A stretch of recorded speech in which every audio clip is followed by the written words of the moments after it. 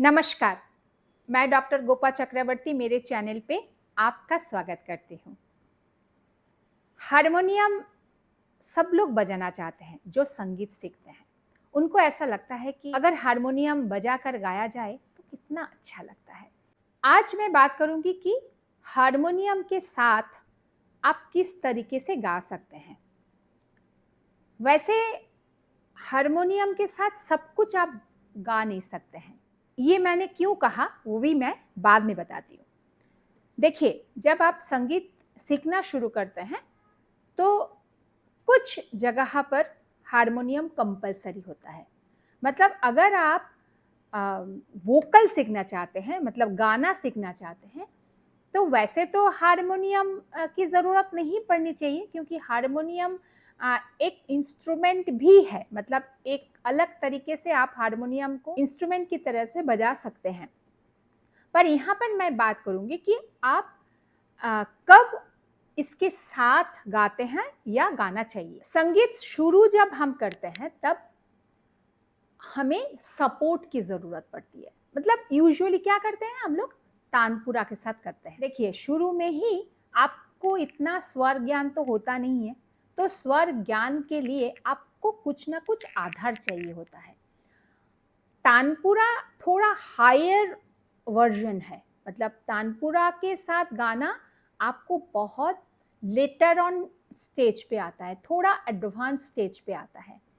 पर तब तक आप क्या करेंगे, मतलब मानो आपको अभी अभी सीखना है, स्वर ज्ञान करना है, स्वरों को समझना है, तो आप शुरू से ही अगर तानपुरा में गाएंगे तो आपको तो कुछ समझ में आएगा नहीं। आपके गुरु ने आपको बहुत मतलब सिखा रहे हैं, अच्छे से सिखा रहे हैं। देखो भाई, ये ग है, ये म है, मतलब म ग से थोड़ा ऊंचा है, प म से थोड़ा ऊंचा है, सब कुछ बता दिया।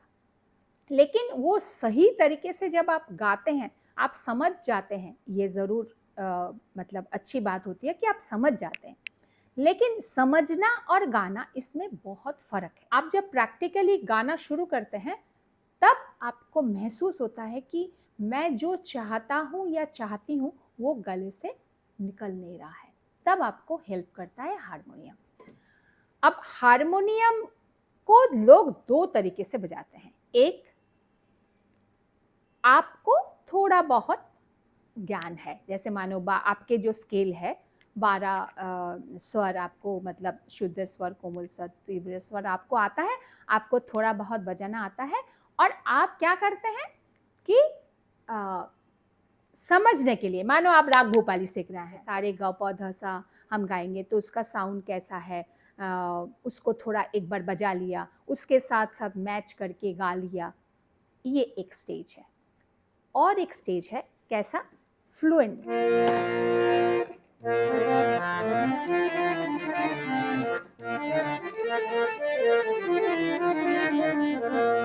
आपको बताना ये राग कौन सा है।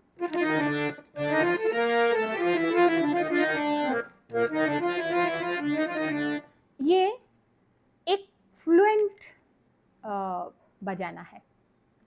अब अगर मानो आप एक गजल गा रहे हैं, आप देखिए, हाय मर जाएंगे हम तो लुट जाएंगे, ऐसे बातें किया ना करो।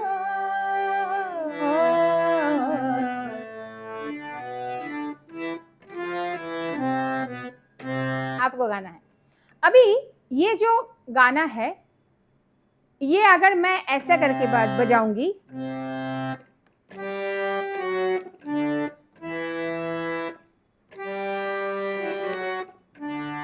तो आप ये स्वरों को ढूंढ ढूंढ के आप बजा रहे हैं। मतलब आपको फ्लुएंसी नहीं है, आपका हाथ नहीं चल रहा है। अगर हाथ नहीं चलेगा फ्लुएंट, हाँ, या तो आप जो आपका गला चल रहा है वैसा आपका हाथ नहीं चल रहा है, तो वो कैसा लगेगा, फिर आप उसके साथ गा नहीं पाएंगे। मतलब स्वरों को ढूंढना अलग बात है, स्वरों को ढूंढ ढूंढ के बजाना एक बात है, और हारमोनियम प्ले करके गाना एक बात है। तो हारमोनियम प्ले करके गाने के लिए आपको वो फ्लुएंसी चाहिए। आप गले से जो गा रहे हैं, नॉट नेसेसरी वही चीज़ आप बजा रहे हैं, या हाथ में जो चल रहा है वही चीज़ आप गाओ, कुछ अलग भी गा सकते हैं, कुछ अलग भी बजा सकते हैं।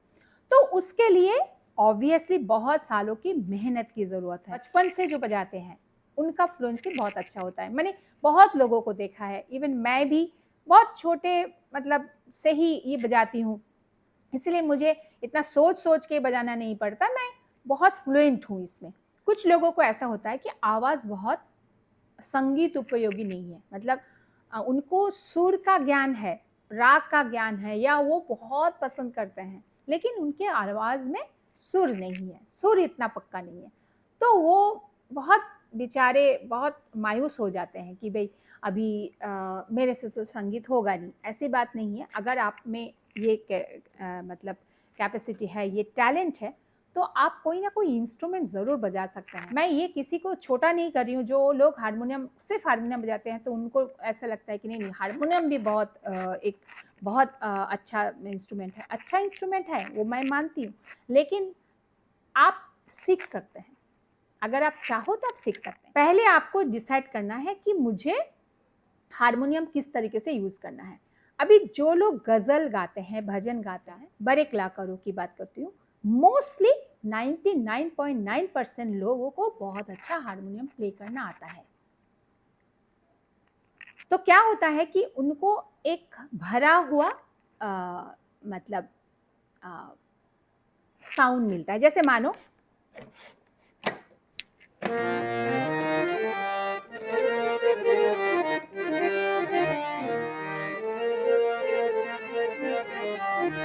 आयो जीवने राम रतन धन पायो। देखो अभी मैं जो गा रही हूँ वो मैं बजा रही हूँ, सेम टू सेम। जैसे पायो जीवने राम रतन धन पायो, पायो जीवने राम रतन धन पायो। अब देखिए धन, ये कहाँ इतना ज्यादा सुर यहाँ पर है नहीं। धन, ये मैंने एक इमेजिन, एक छोटा सा कर किया, लेकिन ज्यादा काम मैंने गले से किया। हारमोनियम में इतने रीढ़ी है नहीं कि मैं उतना छोटे छोटे चीज को हारमोनियम में बजाऊं, एक मोटा मोटी बजाती हूँ। अभी ये अगर मुझे यही भजन मुझे गाना है कहीं पर, तो मुझे किसके ऊपर डिपेंड करना पड़ेगा? दूसरे हारमोनियम जो बजा रहे हैं, हारमोनियम प्लेयर या कीबोर्ड प्लेयर या गिटार, इसके ऊपर डिपेंड करना पड़ता है। जब तक वो सुर नहीं देंगे, जब तक वो स्केल नहीं देंगे, तब तक तो मैं शुरू नहीं कर पाऊंगी।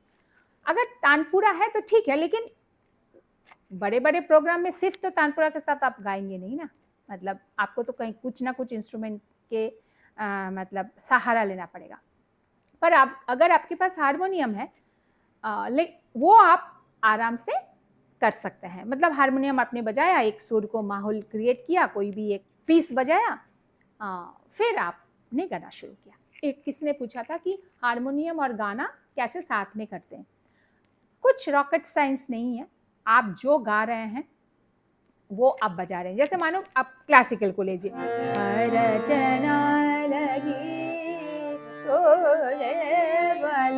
यूजुअली हम ये वाला बंदिश, जो बंदिश है, हम लोग तानपुरा में ही गाते हैं। कोई ऐसा नहीं होगा कि हारमोनियम बजा के क्लासिकल गा रहे हैं, नहीं, हारमोनियम बजा के गजल गाया जाता है, भजन गाया जाता है। मैं वो भी एक बार बात कर लेती हूँ कि कौन सा क्या क्या गाना ऐसा है कि जो आप हारमोनियम के साथ गा सकते हैं, वो मैं बाद में बात करती हूँ। लेकिन पहले मैं बात करूँ कि आप हारमोनियम बजा के सब कुछ गा सकते हैं। आप जब परफॉर्मेंस दे रहे हैं तब आपको क्या इंस्ट्रूमेंट यूज करना है वो आपके ऊपर है।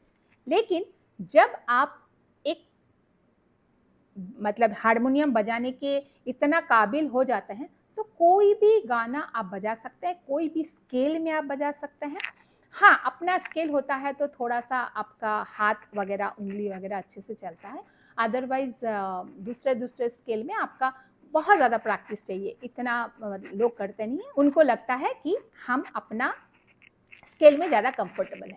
अभी मैं आपको बात करती हूँ कि कौन कौन सा गाने में आप हारमोनियम बजाते हैं। आपने कभी नोटिस नहीं किया होगा कि कौन कौन सा गाने में हारमोनियम बजाया जाता है और कौन सा गाने में हारमोनियम नहीं बजाया जाता है। सबसे इम्पॉर्टेंट है हारमोनियम मतलब चाहिए ही चाहिए, वो है भजन गज़ल। देखिए आपने पंकज उधास जी को सुने होंगे गज़ल के लिए, अनूप जलोटा जी को सुने होंगे, जगजीत सिंह जी को सुने होंगे। इन लोग सब हारमोनियम बजाकर ही गाते हैं, गाते थे। गुलाम अली साहब ने बहुत अच्छा हारमोनियम बजाते हैं, उनका उंगली जैसे मतलब इतना सुंदर चलता है। लोग उनके गाना तो सुनना पसंद करते ही हैं, लेकिन वो मतलब बीच बीच में जो छोटे छोटे पीस बजाते थे एक अंतरा के बाद, हाँ, जो पीस बजाते थे वो भी बहुत यूनिक हुआ करता था। आजकल के कुछ लोक गीत भी हारमोनियम में बजाते हैं। सूफी गाने में भी हारमोनियम का बहुत सुंदर यूज होता है, पर किसमें नहीं होता है। कोई अगर फिल्म सॉन्ग गाना चाहे, मतलब स्टेज में फिल्म सॉन्ग गाना चाहे, तो वो हारमोनियम का यूज़ नहीं करते हैं, वो कीबोर्ड, गिटार ये सब का यूज़ करते हैं।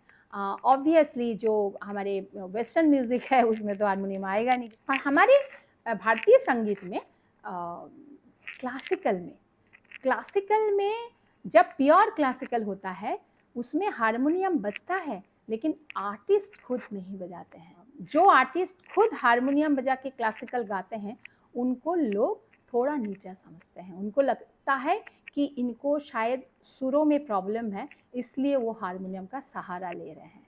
देखा आपने, हारमोनियम उनको बजाना आता है। जैसे अगर मैं क्लासिकल गाऊंगी तो मैं हारमोनियम बजा के नहीं गाऊंगी, मेरे साथ कोई हारमोनियम प्ले करेंगे जस्ट फॉर सपोर्ट, लेकिन मैं खुद नहीं बजाऊंगी।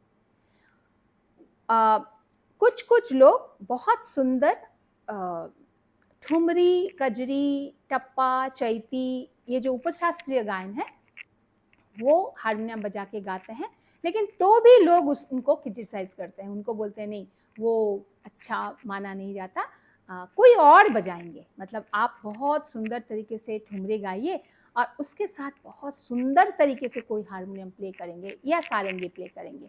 आपने देखे होंगे कि कुछ म्यूजिक डायरेक्टर्स, ज़्यादातर म्यूजिक डायरेक्टर्स छोटा सा उनके पास हारमोनियम होता है, बहुत बेसिक सा। ऐसा भी नहीं है कि कुछ मतलब स्केल चेंजर वगैरह होगा, नहीं, बहुत छोटा सा। जब सुर को समझाते हैं आर्टिस्ट को, म्यूजिशियंस को, वो हारमोनियम का सहारा लेते हैं।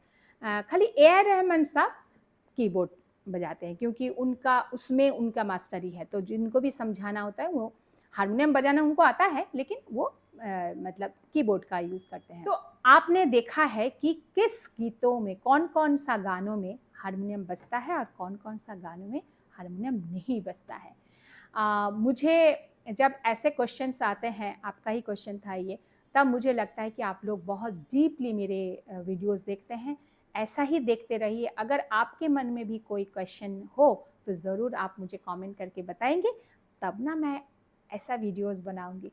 चलिए, इस बातों पे एक लाइक कर दीजिए और अगर सब्सक्राइब नहीं किया तो कर दीजिए। आपके फ्रेंड्स के साथ, म्यूजिकल फ्रेंड्स के साथ शेयर भी कर दीजिए। मिलते हैं नेक्स्ट वीडियो में। नमस्कार।